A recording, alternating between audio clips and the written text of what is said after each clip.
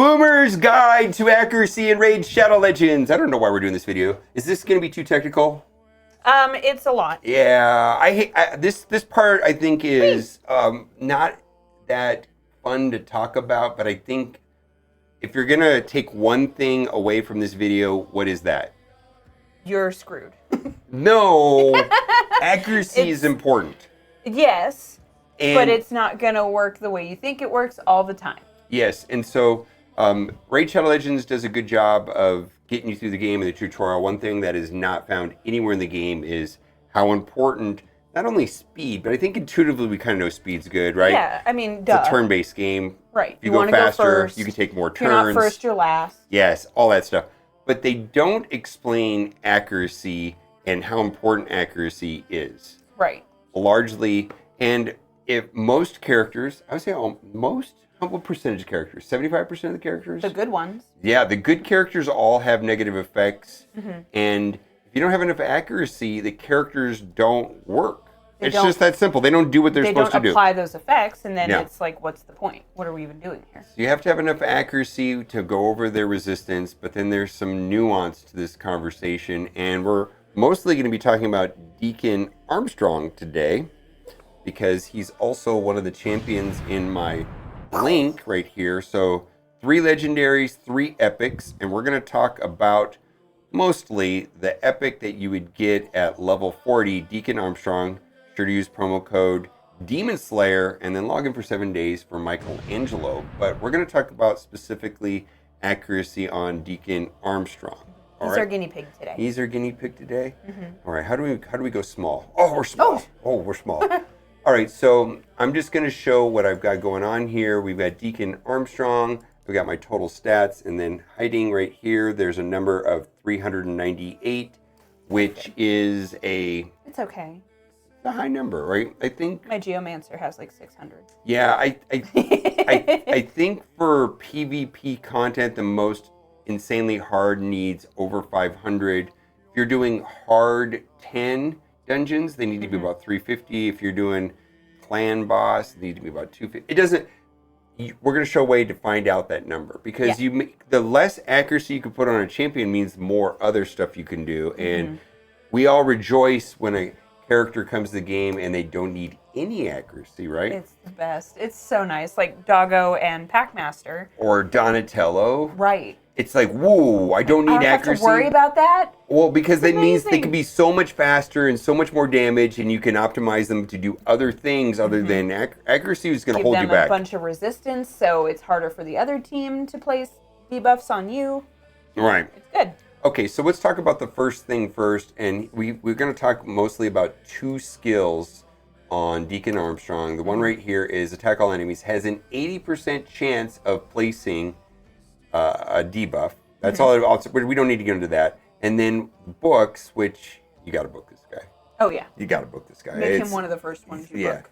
You get an extra 5% debuff and an extra 15%, so that has an 80% chance of plus 20 is 100% chance. So, but is it 100% chance? Okay, so trick question: if your Deacon Armstrong has 1 million accuracy and you're fighting something that has 170 resistance, is it 100% chance that it lands? No. Apparently, it's 97% chance of landing at that point. There's always a 3% fail rate on that. Because nobody can explain it to me. He can't explain it to me. It's just apparently how the game works, and it's dumb.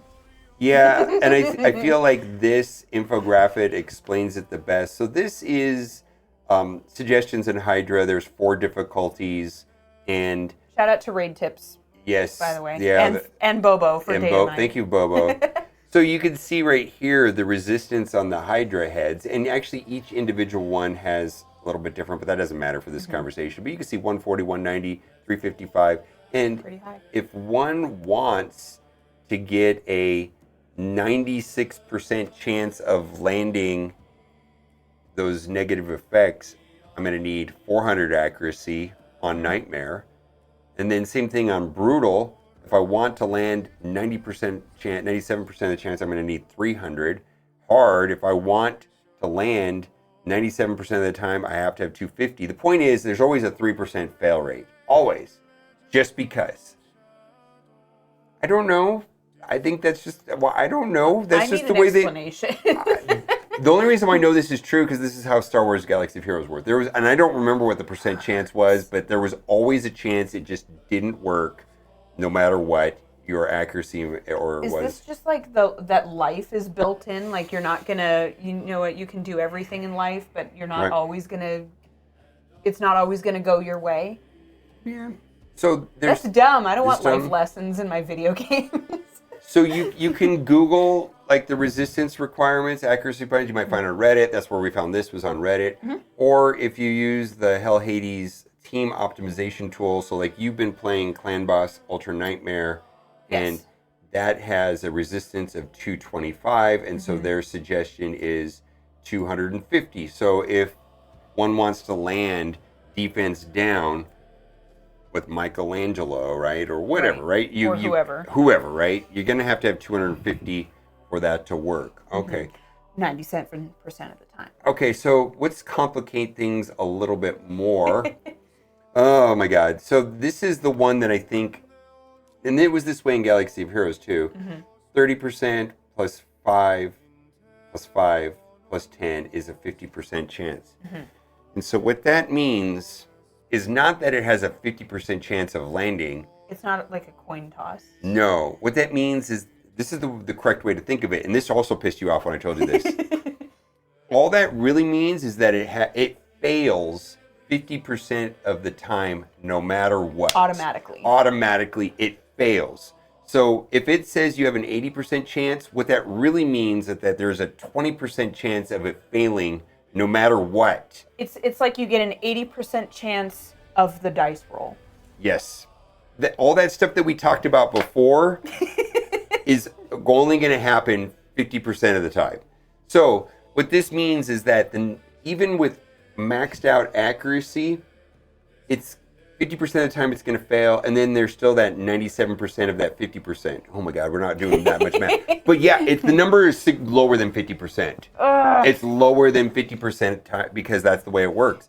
And then you have to account for, is your number even high enough? Because if your number's too low, it'll always fail. Right. All right.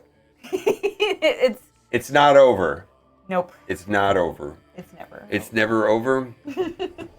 So affinity bonuses, like so Deacon Armstrong is spirit, and he's green, and that's what kind of fueled this conversation today. Is this was just on the Raid forums. Here we go. Is that there's the Raid 101 affinity wheel, and you can see that green is strong to red and blue is strong to green. To talk about void, paper beats rock. Yes. Well, this is what I thought it was. I thought it was like a. This beats that, this beats that, this beats that, and it's slightly more complicated. It's just, if you are green, if you're Deacon Armstrong and you're going up against a blue, then you're more like you have some weak hits, and the blue is going to have some strong hits against you, and that's what I thought it was. And then voids are kind of neutral against all of those strong and weak hits, which gives them a lot of advantage. Yeah, you don't get the strong hits, but you also don't get the weak hits. Right. So that's great. So void champions are the most desirable because they are neutral to the other three. I would also say that void bosses are the easiest to work around because you're neutral and you don't have to worry about who you bring in as much. I think the void ones are the easiest. I mean, I know they have a little bit higher stats or whatever, but on some of them, right? Neither advantage or disadvantage. Now, but that neutrality makes it it opens up a lot more possibilities of who you can use. Yeah, and void champions are going to be able to be used on any team. You don't have to worry about what the boss is. It's like they rotate. Now, this is we were talking about accuracy is super annoying. There's something called a weak ahead. So when you're hitting and you have an affinity disadvantage, so when Deacon Armstrong is hitting into a magic, which is blue, he has a 35% weak hit chance, which means he won't land the negative effects. So at all.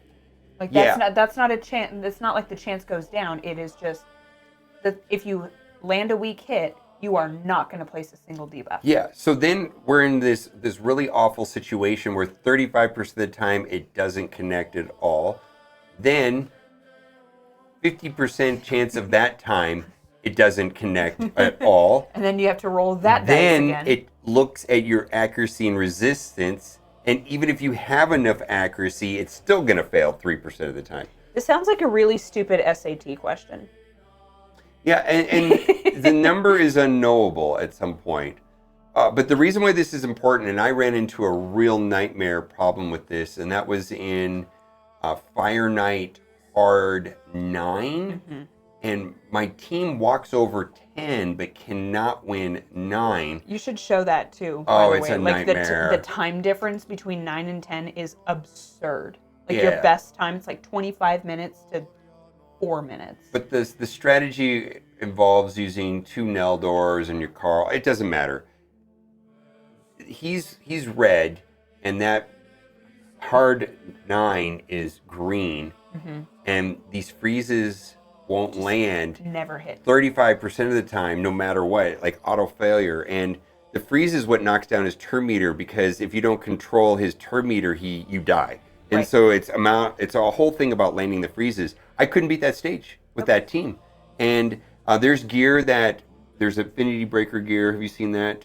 There's a gear that really? Yeah, there's an Infinity Breaker gear, That's fun. which I think I had to use. I think I had to use that to get through it. Let's see if I can find it here. It's called Infinity Breaker. Oh, well, that's easy. Yeah. So I had to use this Infinity Breaker just for that, where it says To change a weak hit to a critical hit. Oh. 50% chance to change a weak hit to critical hit. So there's still But again, a problem we're there. back to a 50% chance. Yes, still not great, but that too much helped math. a little bit. A lot of math.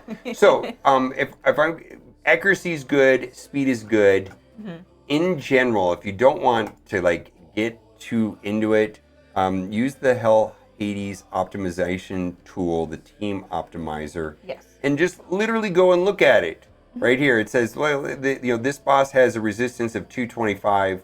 You're going to need 250, and then you're going to have to build your team with 250. And because there's no silver cost, there's more reasons to be able to move it around easier. Yeah, It's a play lot around less. with your gear.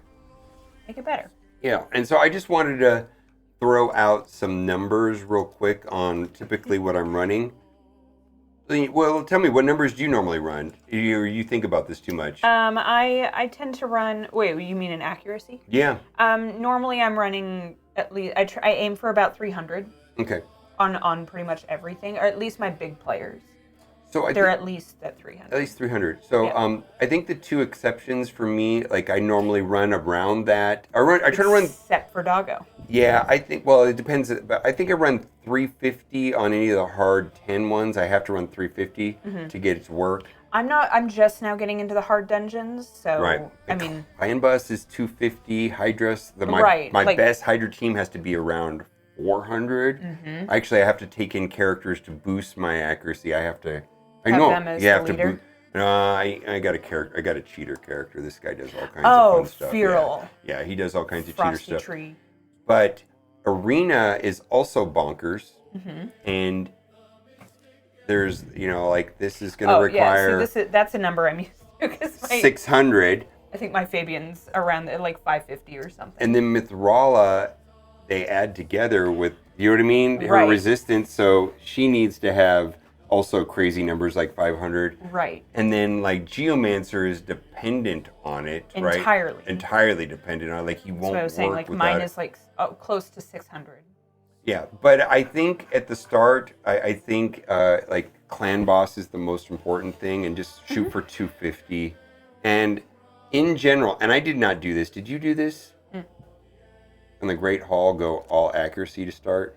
No, I did not. And That's- I'm moving into it now because I'm working on a progress mission for it. Yeah. And I'm working on my force and I think my voyage.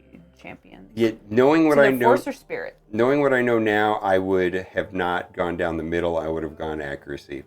Yeah. And accuracy is really a pain in the butt to build, gear-wise. Well, and that's why Faction Wars is so important, because the gear that it gives is the perception gear. Right. And this is super helpful. And then also more helpful than perception, like the better version of perception is feral. And you get that from your siege with your lights. Yeah, because I went through your gear. All of your amazing gear is, well, no, not all. Some of your best pieces are feral from siege, and it's like perception and feral, so important. Speed plus accuracy for the win. Because right at the beginning, you kind of have to focus on stats rather than sets, and it's like, oh, I need to regenerate. I just need some basic pieces. Speed and accuracy are so important. So that'll do it for the video. Click the link in the description. You'll get Corrado, Ugo, so on and so on and so on. If you Deacon. Deacon's really important, but he's not a so on and so on. We love no, he's one of the best epics in the game for sure. Promo code Demon Slayer. Log in for 7 days. Get Michelangelo. And also, I just want to point this out. Yeah, I don't know if you knew this, but every time you leave a thumbs up on a video, there's 4 fingers pointing back at yourself. The joke's gonna get old, but that's okay with me. What does that mean? Well, you know. I know, but let me ask you a question. When people say that, because you hear people say that, right? Yes. When you're pointing at someone, 3 fingers are pointing back at yourself. I want to smack them. You know, let me show you all it's like, 5 let me show of you mine. what 5 fingers could do on your face. Is that's what I think. Whenever somebody says that. So, thumbs up. Bye. Thumbs up.